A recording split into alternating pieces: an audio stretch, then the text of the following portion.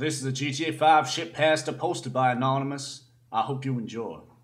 So I went to GameStop to get my super cool pre-order for Grand Theft Auto. I'm writing this from the future, in the past, for the future, when I noticed a hyper-realistic copy of GTA sitting on the shelf.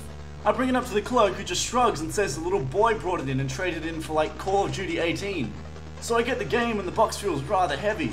In the car I open the box and it appears that there is no disc, but a Nintendo 64 cartridge. I knew there was a 30-day return to them, so I decided to put off GTA 5 for a few days and see what game this little scamper tried to scam with for money to scam. I get to my one-bedroom loft and pull out my old Nintendo 64 and start playing the game.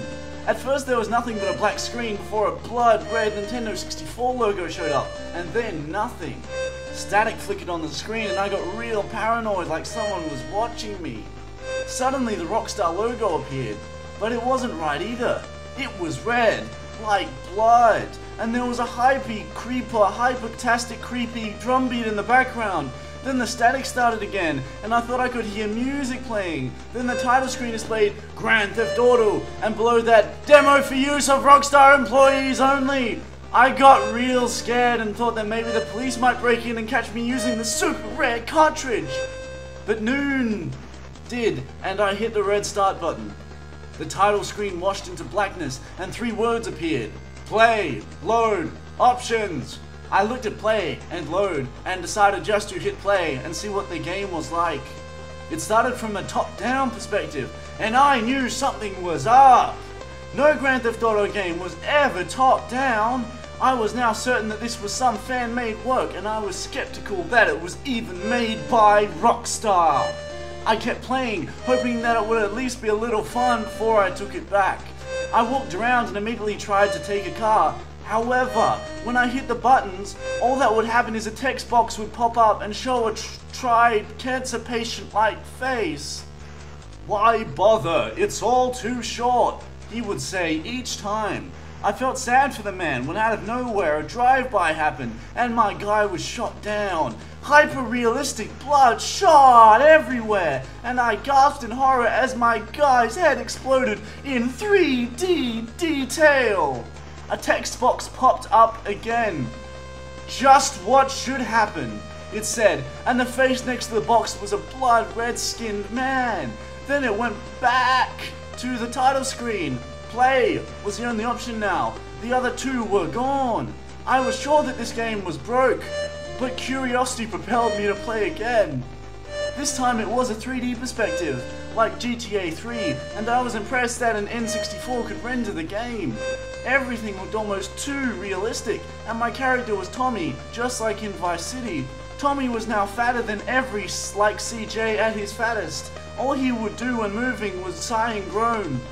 I owe them money, he said in a text box with a sad, depressed face. I kept moving around and Tommy refused to run, staying in a low, stable walk the entire time.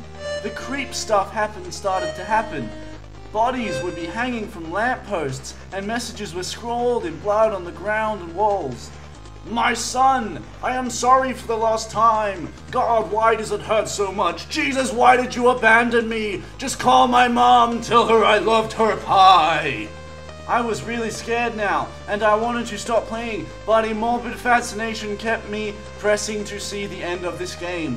I pressed onward only for a black man to run me down in the street. Faggot, stupid virgin! The man yelled and bashed Tommy's head in, but it wasn't Tommy, it was me! It was my head he was stomping onto the ground.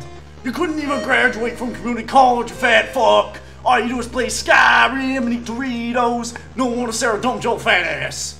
I began to tear up and I put down the controller. Tommy, no, my body was completely broken, and yet it did not go to the title screen. A text box popped up.